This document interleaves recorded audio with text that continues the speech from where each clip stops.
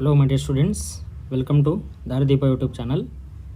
ಈ ವಿಡಿಯೋದಲ್ಲಿ ನಾನು ನಿಮಗೆ ಎರಡು ಇಂಪಾರ್ಟೆಂಟ್ ವಿಷಯವನ್ನು ಹೇಳಲಿಕ್ಕೆ ಹೊರಟಿದ್ದೀನಿ. ಒಂದು KA ಬಂದ ಒಂದು ಹೊಸ ನೋಟಿಸ್ ಬಗ್ಗೆ, ಮತ್ತು ಈ ರೌಂಡ್ 3 ಇವತ್ತೇನು ರಿಸಲ್ಟ್ ಬಂತಲ್ಲ, ಪ್ರೊವಿಷನಲ್ ರಿಸಲ್ಟ್ ಇನ್ನೂ ಸ್ವಲ್ಪ ಚೇಂಜ್ ಆಗ್ಬೋದು ಫೈನಲ್ ರಿಸಲ್ಟಿಗೆ.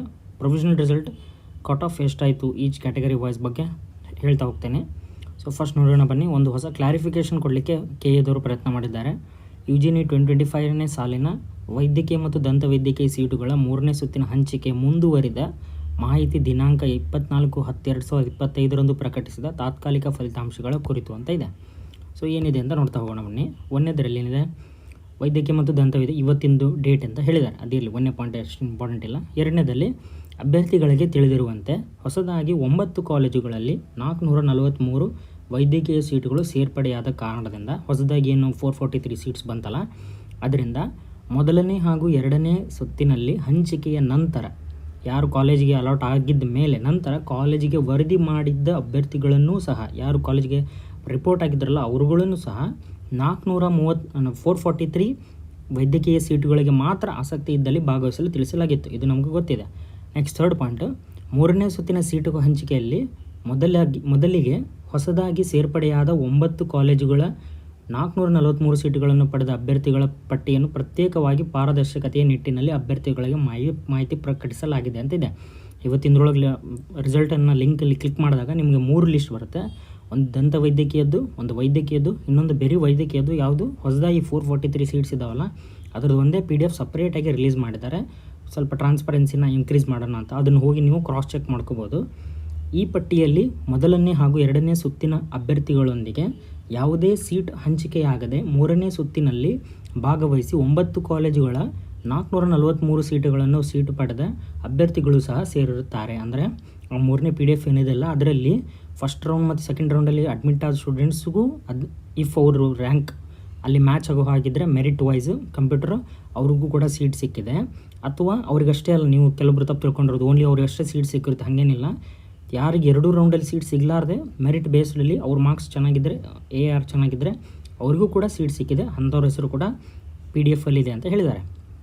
ನೆಕ್ಸ್ಟ್ ಏನು ನೋಡಿದ್ರೆ, ನೆಕ್ಸ್ಟ್ ಪಾಯಿಂಟು, ಪ್ರವೇಶ ಪಡೆದ ವಿದ್ಯಾರ್ಥಿಗಳು ಹೊಸದಾಗಿ ಸೇರ್ಪಡೆಯಾದ 9 ಕಾಲೇಜುಗಳ 443 ಸೀಟುಗಳನ್ನು ಪಡೆದಾಗ ಅವರು ಬಿಡುವ ಸೀಟುಗಳನ್ನು ಅರ್ಥ ಮಾಡ್ಕೊಳ್ಳಿ. ಫಸ್ಟ್ ರೌಂಡ್ ಮತ್ತು ಸೆಕೆಂಡ್ ರೌಂಡ್ ಅಡ್ಮಿಟ್ ಆದ ಸ್ಟೂಡೆಂಟ್ಸು 9 ಕಾಲೇಜಲ್ಲಿ ಯಾವುದಾದ್ರೂ ಒಂದು ಸೀಟ್ ಸಿಕ್ಕರೆ ಅವರಿಗೆ ಮೊದಲು ಹೇಳಿದಾಗೆ ಅವರು ಹಿಂದಿನ ಸೀಟು ಆಟೋಮೆಟಿಕ್ಕಾಗಿ ಕ್ಯಾನ್ಸಲ್ ಆಗುತ್ತೆ. ಆ ಕ್ಯಾನ್ಸಲ್ ಆದ ಸೀಟು ಯಾರಿಗೆ ಕೊಟ್ಟಿದ್ದಾರೆ, ಇಲ್ಲಿಯವರೆಗೆ ಸೀಟುಗಳನ್ನು ಪಡೆಯದೆ 3ನೇ ಸುತ್ತಿನಲ್ಲಿ ಭಾಗವಹಿಸಿರುವ ವಿದ್ಯಾರ್ಥಿಗಳಿಗೆ ಮಾತ್ರ ಹಂಚಿಕೆ ಮಾಡಿರಲಾಗಿರುತ್ತದೆ. ಇದು ತುಂಬ ಒಳ್ಳೆಯ ಸ್ಟೆಪ್. ಯಾಕಂದರೆ ಅಪ್ಗ್ರೇಡೇಷನ್ ಅಂತ ತಿಳ್ಕೊಂಡ್ಬಿಡ್ತೀವಿ ನಾವು. ಯಾರಿಗೆ ಸೀಟ್ಸ್ ಬಿಟ್ಟಿರ್ತಾರಲ್ಲ ಅವ್ರಿಗೆ ಮುಂದೆ ಅಪ್ಗ್ರೇಡೇಷನ್ ಆಗಿರ್ತೀವಿ ಅಂತ ತಿಳ್ಕೊತೀವಿ. ಹಾಗೇನೇ ಇಲ್ಲ, ಯಾರಿಗೆ ಸೀಟ್ ಸಿಕ್ಕಿಲ್ಲಲ್ಲ 1ನೇ ಮತ್ತು 2ನೇ ಸುತ್ತಿನಲ್ಲೂ ಅವ್ರಿಗೆ ಬಿಟ್ಟ ಸೀಟನ್ನು ಇವರಿಗೆ ಅಲಾಟ್ ಮಾಡಿದ್ದಾರೆ ಅಂತ ಹೇಳ್ತಿದ್ದಾರೆ KAದವರು.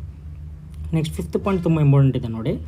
3ನೇ ಸುತ್ತಿನಲ್ಲಿ ಲಭ್ಯವಿದ್ದ ಇತರೆ ಸೀಟುಗಳ ಹಂಚಿಕೆಯ ಮುಂದಿನ ಪ್ರಕ್ರಿಯೆಯಲ್ಲಿ ಯಾವುದೇ ಸೀಟು ಹಂಚಿಕೆಯಾಗದ ಅಭ್ಯರ್ಥಿಗಳ ಮೆರಿಟ್ ಹಾಗೂ ಇಚ್ಛೆಗಳ ಆಧಾರದ ಮೇಲೆ ಸೀಟ್ ಅಪ್ಗ್ರೇಡೇಷನ್ ಆಗಿ ಒಟ್ಟಾರೆಯಾಗಿ ಪ್ರಕಟಿಸಿರುವ 967 ವಿದ್ಯಾರ್ಥಿಗಳ ಪಟ್ಟಿಯಲ್ಲಿರುವ ವೈದ್ಯಕೀಯ ಸೀಟು ಹಂಚಿಕೆಯಾಗಿರುತ್ತದೆ. 967 ಏನು ಸ್ಟೂಡೆಂಟ್ಸ್ ಇದ್ದಾರಲ್ಲ PDFಲ್ಲಿ ಅವರಿಗೆ ಮೆಡಿಕಲ್ ಸೀಟ್ ಅಲಾಟ್ ಆಗಿದೆ ಅಂತ ಹೇಳಿದ್ದಾರೆ. ಆದ್ದರಿಂದ 967 ಅಭ್ಯರ್ಥಿಗಳ ಪಟ್ಟಿಯಲ್ಲಿರುವ ವೈದ್ಯಕೀಯ ಸೀಟುಗಳು 3ನೇ ಸುತ್ತಿನಲ್ಲಿ ತಾತ್ಕಾಲಿಕವಾಗಿ ಹಂಚಿಕೆಯಾಗಿರುವ ಸೀಟ್ ಎಂದು ಪರಿಗಣಿಸಲಾಗಿದೆ ಅಂತ ಹೇಳಿದ್ದಾರೆ. ಸೊ ಇದು ಪ್ರೊವಿಷನಲ್ ರಿಸಲ್ಟು. ನೆಕ್ಸ್ಟ್ ಏನೋ ಚೇಂಜಸ್ ಮತ್ತು ಡಿಸ್ಕ್ರಿಪ್ಷನ್ಸ್ ಇದ್ದರೆ ಅದನ್ನು ಚೇಂಜ್ ಮಾಡಿ ಫೈನಲ್ ಆಗಿ 27ನೇ ತಾರೀಕಿಗೆ ರಿಸಲ್ಟ್ ಬರುತ್ತೆ. ಇದಿಷ್ಟು ಒಂದು ನೋಟಿಸ್ ಬಗ್ಗೆ ಆಗಿತ್ತು. ಈಗ ಕಟ್ ಆಫ್ ನೋಡೋಣ ಬನ್ನಿ. ಈ ವರ್ಷದ್ದು ಮಾಪಪ್ ಅಂತ ಕರೀರಿ ಅಥವಾ ರೌಂಡ್ 3 ಅಂತ ಕರೀರಿ.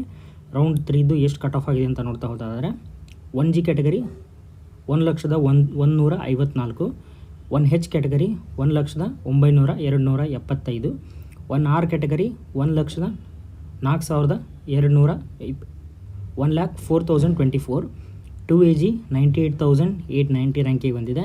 2AH 1,11,883 ಬಂದು ನಿಂತಿದೆ.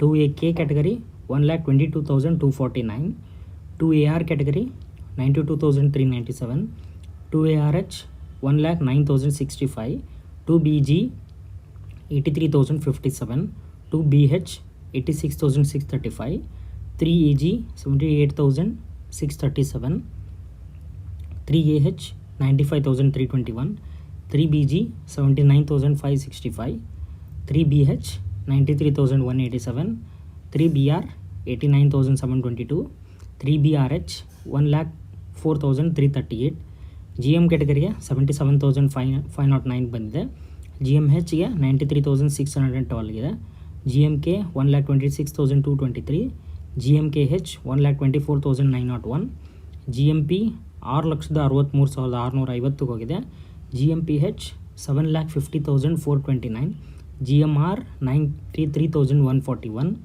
GMRH 1,04,507 ಮತ್ತು MA ಕ್ಯಾಟಗರಿಗೆ 7,71,331, MC ಕ್ಯಾಟಗರಿಗೆ ಮೈನಾರಿಟಿ ಕ್ಯಾಟಗರಿ 2,85,930, ME ಕ್ಯಾಟಗರಿಗೆ 4,34,845, MM ಕ್ಯಾಟಗರಿ ಮುಸ್ಲಿಂ ಮೈನಾರಿಟಿ ಕ್ಯಾಟಗರಿಗೆ 1,35,917 ತನಕ ಹೋಗಿದೆ, MMH ಕ್ಯಾಟಗರಿ 2,99,679, MU ಕ್ಯಾಟಗರಿ 5,08,866, NRIಗೆ 5,15,174, ಓಪನ್ ಕ್ಯಾಟಗರಿಯಲ್ಲಿ 5,81,641, ಅದರ್ಸ್ ಕ್ಯಾಟಗರಿಲಿ 13,10,859 ರ್ಯಾಂಕಿಗೆ ಬಂದು ನಿಂತಿದೆ.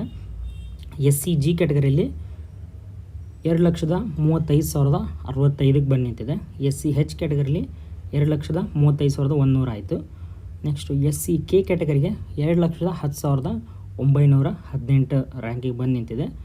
SCR category 2,39,235, SCRH category 2,36,976, STG category 2,25,379, STH category 2,33,221, STR category 2,40,993, STRH ಕ್ಯಾಟಗರಿಯಲ್ಲಿ 1,95,136 ರ್ಯಾಂಕಿಗೆ ಬಂದಿದೆ. ಸೊ ನೀವು ಇದು ನೋಡ್ಕೋಬೋದು.